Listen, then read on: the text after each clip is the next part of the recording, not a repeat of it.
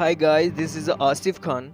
और आज बड़ा ही इम्पोर्टेंट टॉपिक है रिलेशनशिप, उसके प्रॉब्लम्स और जो भी इसमें प्रॉब्लम्स होते हैं यानी कि रिलेशनशिप में, तो वो ही आज मैं आपके कुछ डाउट्स कुछ क्लियर और पहले से ज़्यादा बेहतर बना दूंगा आज आपके रिश्तों को इस वीडियो के माध्यम से।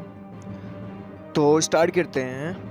आदमी और औरत एक दूसरे से अलग तरीके से सोचते हैं और मेरा मानना यह है कि यही कारण है जो रिश्तों में झगड़े होते हैं। तो इस वीडियो का बेस यही है कि आदमी और औरत किस तरह से सोचते हैं और झगड़े क्यों होते हैं, और हमें किस तरह से इन रूल्स को जो मैं आपको बताने वाला हूँ कैसे आपको अपनी लाइफ में अप्लाई करना है। अपने पार्टनर के किसी भी एक्शन के पीछे के कारण को समझने से आप अच्छे से कम्युनिकेट कर पाएंगे और इससे रिश्ते मजबूत होंगे।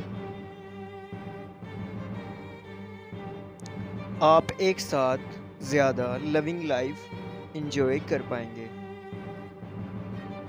ब्रह्मांड में यानी गैलेक्सी में दो ग्रह होते हैं, वीनस और मार्स। तो मेरा मानना यह है, men are from Mars and women are from Venus।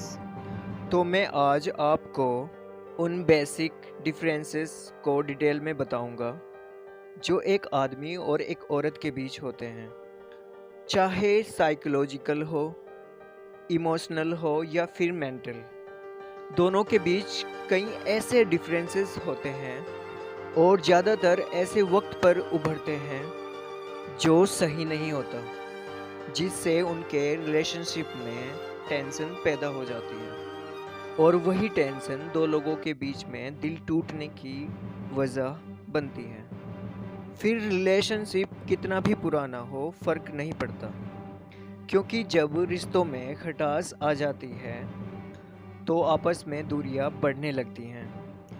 कई महीनों तक इस बारे में कई सारी डिस्कवरीज करने के बाद मैं इस वीडियो को बनाने में सक्सेसफुल हुआ हूँ। इन महीनों में मैंने अपनी लाइफ में कई मैरिज कपल के ऐसी कई वजहों को दूर किया है जिससे उनकी मैरिज लाइफ ख़राब हो रही थी। इन दिनों में मैंने अपनी रिलेशन लाइफ में से ऐसी कई वजहों को दूर किया है जिससे मेरा रिलेशनशिप बर्बाद हो रहा था।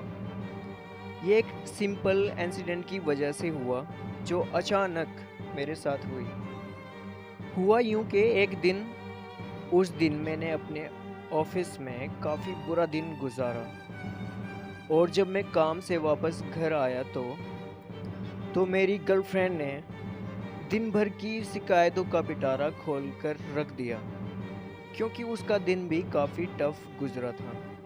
एक हफ्ते से कुछ छोटे छोटे हमारे झगड़े चल रहे थे। पहले से ही हम मेंटली डिस्टर्ब थे। लव में इस तरह की चीज़ें बहुत आम हैं, यानी कि छोटी छोटी बातों से तकलीफ़ होना। वो मुझसे बात क्यों नहीं कर रहा, मेरे मैसेज का रिप्लाई क्यों नहीं कर रहा। तो ये तकलीफ़ वो भी झेल रही थी और मैं भी झेल रहा था।